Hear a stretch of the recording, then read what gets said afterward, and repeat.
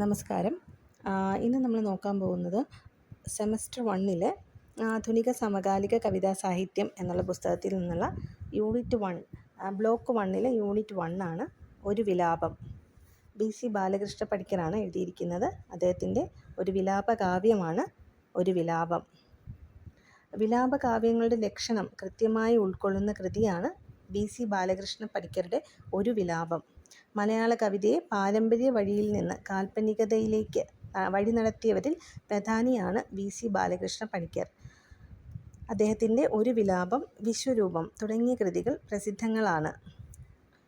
ഒരു പെരുമഴക്കാലത്ത് പാതിരാവിൽ വിഷൂചികാരോഗത്താൽ മരണമടഞ്ഞ ഭാര്യയുടെ സമീപത്തിരുന്ന് ഒരു പുരുഷൻ വിലപിക്കുന്ന രീതിയിൽ എഴുതപ്പെട്ടതാണ് ഒരു വിലാപം. ആദ്യത്തെ 6 ശ്ലോകങ്ങൾ പ്രകൃതിയുടെ ഭീകരാന്തരീക്ഷത്തെ വർണ്ണിക്കുന്നതാണ്. പിന്നീടുള്ള 4 ശ്ലോകങ്ങളിൽ നായകൻ തൻ്റെ നായികയ്ക്ക് യാത്രാമംഗളം നേരുകയും ഇനിയൊരു ജന്മമുണ്ടെങ്കിൽ പണ്ടേ പോലെ നമ്മൾക്കിരുവർക്കും ഒന്നിച്ചിരുന്ന് ആനന്ദവേളകൾ അനുഭവിക്കാമെന്ന് ആശിക്കുകയും ചെയ്യുന്നു. അതിനുശേഷമുള്ള അടുത്ത 3 ശ്ലോകങ്ങളിൽ നായികയുടെ ഗുണവർണ്ണനകളാണ്.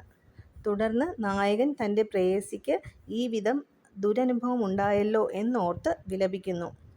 അടുത്ത 5 ശ്ലോകങ്ങളിൽ അദ്ദേഹം പ്രകൃതി ശക്തികളുടെ നിരന്തരമായ പരിണാമങ്ങളെയും മനുഷ്യജീവിതത്തിൻ്റെ ക്ഷണഭംഗുരതയെയും കുറിച്ച് വാചാലനാകുന്നു. ഒടുവിൽ തത്വജ്ഞാനത്തെ നായകൻ കൂട്ടുപിടിക്കുന്നതായി കാണാം. ജീവിതത്തിൻ്റെ നശ്വരതയെ ഓർത്തുകൊണ്ട് നായകൻ തൻ്റെ വിലാപം അവസാനിപ്പിക്കുന്നു. ഇവിടെ കവിത ആരംഭിക്കുന്നത് വിഷൂചികാരോഗത്താൽ മരണമടഞ്ഞ തൻ്റെ ഭാര്യയെക്കുറിച്ച് ഓർത്ത് ഒരു പുരുഷൻ വിലപിക്കുന്നതായാണ് ആരംഭിക്കുന്നത്. എന്നാൽ ഒടുവിൽ കവിതയുടെ അവസാനം വരുന്നത് ജീവിതത്തിൻ്റെ നശ്വരതയെക്കുറിച്ച് ഓർത്ത് തൻ്റെ വിലാപം നായകൻ അവസാനിപ്പിക്കുന്നു. അവിടെയാണ് കവിത അവസാനിക്കുന്നത്. നമുക്കിനി വരികളിലേക്ക് പോകാം. വരികളുടെ ആശയ വിശദീകരണം നോക്കാം. വരികളിലേക്ക് പോകാം. ആദ്യത്തെ വരികളുടെ ആശയ വിശദീകരണം നോക്കാം. കടലിൽ ഒരു കുടം മുങ്ങുന്നത് പോലെ ഭൂചക്രവാളം ഇരുട്ടിലായി. ഇരുട്ടുമൂടിയ പ്രകൃതിയുടെ തനി പകർപ്പെന്ന മട്ടിൽ ദുഃഖം കൊണ്ട് മൗനത്താൽ മൂടപ്പെട്ടവനായ ഒരുവൻ ഇരിക്കുന്നു. ഭൂമിയിലെങ്ങും ഇരുട്ട് വ്യാപിച്ചതിനെ ഭൂമി ആകമാനം ഇരുട്ടിൽ മുങ്ങിപ്പോയതായി പറയുന്നു.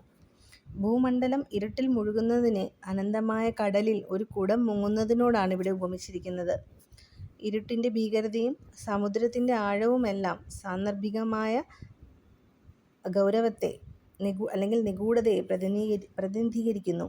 കഠിനമായ ദുഃഖം മൂലം മൗനാന്വിതനായ പുരുഷൻ ഇരുട്ടുമൂടിയ വിശ്വപ്രപഞ്ചത്തിൻ്റെ പ്രതിബിംബമാണെന്നാണ് ശങ്കിക്കുന്നത്. ഇവിടെ ഉൽപ്രേക്ഷയാണ്. ഭൂമി ഇരുട്ടിൽ മുങ്ങിയതിൻ്റെ ഭീകരതയും ഭാര്യയുടെ ആകസ്മിക മരണം മൂലം ദുഃഖസാഗരത്തിൽ ആണ്ടുപോയ പുരുഷൻ്റെ ദയനീയ അവസ്ഥയും യാഥാർത്ഥ്യമെന്ന പോലെ ചിത്രീകരിക്കുന്നു. ചക്രവാള സീമയുള്ള ഭൂമി ഇരുട്ടിൽ മുഴുകിയതിനെ അനന്തമായ കടലിൽ ഒരു കുടം മുങ്ങുന്നതിനോട് കവി ഉപമിക്കുന്നു. പ്രകൃതിയിലെ ഭയാനകമായ നിഗൂഢ ബിംബങ്ങളെ ഭർത്താവിൻ്റെ നിസ്സഹായാവസ്ഥയുമായി ഇടകലർത്തി സാന്ദർഭികമായി കവി ഇവിടെ പറയുന്നു. ഇതാണ് ആദ്യത്തെ വരികളുടെ വിശദീകരണം.